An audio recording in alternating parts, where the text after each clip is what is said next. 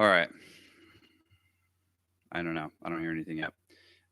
So I was talking about sacrifice. So I'll probably go back to talking about that for a little bit. I don't know that any of it was picked up because I think my mic wasn't working at the time, which is a lot of fun. But yeah, so sacrifice in the Old Testament had two different sides to it. And on one side, you had the idea of the best that you had, you would give the best. So when it comes to like a whole burnt offering, you're supposed to give a spotless, choicest of your flock, basically the best. And oftentimes, for a lot of those sacrifices, you would bring the offering into your home, like the animal sacrifice into your home for a time, and you would care for it and kind of treat it like a member of your family almost before it was offered up. So it was a huge gift and difficult to get and to care for and expensive. And then as a whole burnt offering, it would be offered up in the flames. And in pagan sacrificial system, the costliness of what you gave would determine the value of what you received in return. And so there were a lot of people who, in the pagan system, who had kind of a quid pro quo transactional idea concerning sacrifice. Those ideas concerning sacrifice bled over and affected the Israelites as well. So that one of the complaints that God has, like in the book of Isaiah, and this is during a time of Hezekiah. So this would have been during like spiritual reform, and they're doing everything right. But they think because they're doing the right thing and offering their best, that they are entitled to something from God. They've started to slip into the great sin of the church, sorcery, which is the idea that with the right combination of actions or words, God is duty bound to return some favor or some benefit to you according to your whim and will. And that's not the way sacrifice works. Sacrifice, on one side, has almost the sense of vanity attached to it that you see in like Ecclesiastes. The idea that you give and you live and you do your best, but there's no guarantee on any return. And that attitude is supposed to be there. But the problem is when a lot of people have that attitude of like, nothing's going to work out and nothing's ever going to return, at the level that I've given, that they usually experience despair. And in the midst of that despair, usually that lowers their effort. I mean, if you think about like if what I'm doing has no point and no return and it's all vain, then why even try? Why give my best? I mean, certainly why give my best? It's all vain. It's futile.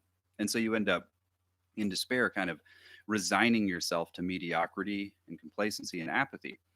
Well, you see that happening, but it's not criticized in Isaiah. It's criticized in Malachi, where he talks about how they're bringing, their leftovers to the sacrificial table. And part of that is because they've despaired in the promise of God. And they don't think that God is going to fulfill the promise that he's given to them. And so they just kind of let the sacrificial system go to way two parts. Both a sense of God doesn't owe me anything and I'm not entitled to anything, and there may not be a return to the things that I do. And yet at the same time, I'm offering my very best and actually trying my very hardest to give my very best to God. Both those things should be brought together. It's very hard to hold those things in tension. Um, all right, so that was what I was thinking about sacrifice recently. I'll probably put it together in an article or a podcast at some point and maybe lay it out a little bit better than I just did. All right, so the difference between dispensationalism and covenant theology. This is Dan's question. Well, there's a lot of differences. I will say one of the interesting things that happened is sort of a historical anomaly that I talked to Dan about, and I've talked about it to other people as well, is the use of the word ecclesia in the New Testament and its translations into English. So the King James Bible has a list of rules that King James and his committee had put together for how the King James Bible should be translated. And they had certain rules that the translator had to abide by. And most of them are fairly standard, like, which texts they're going to favor, these kinds of things, kind of standard translation committee type questions.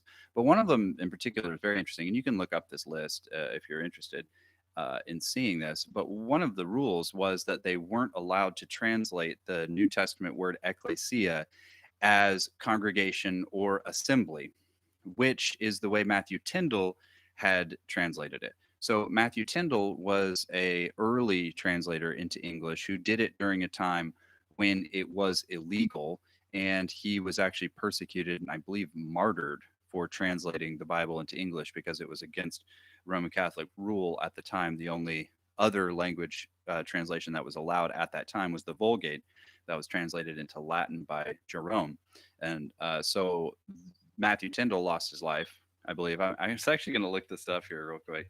Matthew Tyndall, and look in the um, so it's coming up with a Matthew Tyndall who is a boxer. I don't care about him. Okay, forget that. I'm just going to go on memory and tell you. I think that's the case. All right, so you can look it up. Matthew Tyndall was persecuted for this, but then in the King James version, they used a lot of his translation into English because it was a good translation. And so a lot of the work that he had already done, they were like, why reinvent the wheel?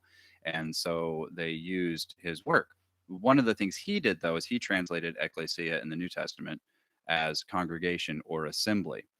And the King James Committee didn't like that because King James understood the importance of the institution of the church for propping up and supporting the institution of the government in the monarchy.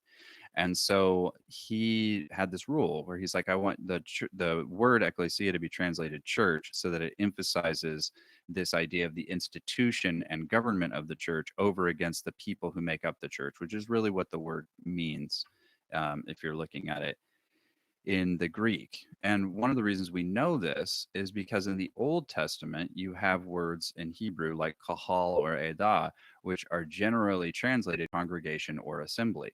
And in the Septuagint, which is the ancient Greek translation, it was done in the 4th century BC, of the Old Testament into Greek, they actually used the Greek word ecclesia to translate kahal and edah on various different places so that the word ecclesia kind of exists in the Bible as the idea of the congregation or the assembly, and you can see this in all sorts of texts in the Testament where it talks about the congregation in the wilderness, a mixed assembly of people, and it's talking about the people of God who have been redeemed from Israel. I mean, redeemed from Israel, redeemed from Egypt, and brought to Israel. And so this word ecclesia, in that sense, is a lot more continuous than it seems like from English translation, because most English translations after the King James followed the King James tradition, convention, and continued to translate the term ecclesia as church, which emphasizes its institutional governmental quality rather than the quality of its being made up of people, an organism of people, or organization of people, or assembly of people, because congregation and assembly both have to do with the people that are gathered.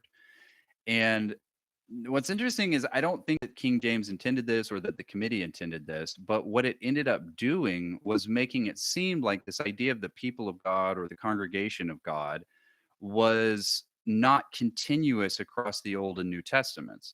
It makes it seem like this idea of the church is a new thing that pops up in the New Testament, and you don't see the word church in the Old Testament. And so you just assume the idea of church is kind of brand new to Jesus. But the thing is, ecclesia was used by the ancient Hebrew authors to translate words like kahal or edah from the Hebrew, meaning that their idea was ecclesia was in the Old Testament. And a lot of those early Jewish Christians would have thought that as well. And so there isn't the discontinuity that it seems like in English between the Old and New Testament's concept of the people of God or the congregation or assembly of God's people. That's a continuous concept. And it's actually continuous from the Old Testament through the New Testament. And what a lot of dispensationalists would say is that there is a distinct or fundamental difference between the people of God in the Old Testament, who are the chosen people, the Jews, and the people of God in the New Testament, who are the believers in Jesus, and oftentimes, Gentile or whatever. And so they would say that this church age is sort of the church is a. I mean, it depends on which dispensationalist you're talking about, but it's a different thing than the old covenant people, and the church age will end with according to a lot of dispensationalists, with the reestablishment of the temple, the reestablishment of the Old Testament system, including sacrifices, and also with the recovery of the chosen people of Israel, meaning that this will be they will be ascended again or something along those lines. Um, And I think that's hard to prove from scripture for one, but also I think it's kind of an accident in some ways of translational choices that King James made. Because I think without that translation, your thought is not that there's a discontinuous people of God. What you do see, the discontinuity there is in the covenant that God has made, and the covenants that God makes that actually they unfold and expand as they go from Adam all the way to the new covenant established in Jesus. But the people of God, in some ways, are believers in the Messiah in the Old Testament and the New Testament. They're at least the believers in the idea that salvation is of Yahweh. That is the concept, that is the crux of the gospel in the Old Testament. And you see this in Jonah, and he's quoting from the Psalms when he's in the belly of the whale, and the last word of his prayer is salvation is of Yahweh. The Yahweh saves. So like the last word of Jonah's prayer was Jesus. That was the last word of his prayer. And the believers in the Old Testament had that same belief and the idea that Yahweh is the savior and redeemer of his people. That idea was there. So that's why when Jesus is born, he's incarnated, and the angel says to his mother, "You will give him the name Yeshua," which literally means Yahweh saves. And then he says, because he, meaning Jesus, will save his people, meaning that Jesus is the Yahweh that saves, and he will save his people, which means that any Old Testament believer who believed in Yahweh saves, who believed in the idea that Yahweh is the Redeemer, would have been believing, in a sense, in a shadowy way, in this idea of Jesus before Jesus came. And there are some actually elements of that in the Old Testament text, which is really interesting. For instance, and this is just a weird nerdy thing, I guess, but Yahweh, the name, it has a very strange history and use in the Old Testament. Like if you go back to Genesis, the first human being who uses the name Yahweh in reference to the God who created the universe, Elohim, is actually Eve.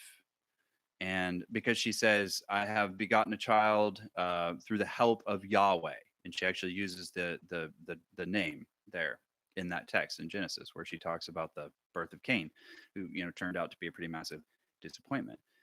But she probably believed that he was the promised man child that God had just said would crush the head of the serpent. So she, like a lot of us, thought that the promises of God would be immediately fulfilled. And that's not how it worked out. Anyway, but she did use this name apparently. And then it even says later that the sons of Seth called upon the name of Yahweh. What that means is unclear, though, because when you get to Exodus and God shows up to Moses and tells Moses, "I want you to go and speak to the people," Moses says, "Well, what name, like which God what name should I give them to say this is the God that has sent me to you, to these people of Israel?" And he says, "You will give them the name Yahweh, because," and it comes from "I am that I am." That is my name.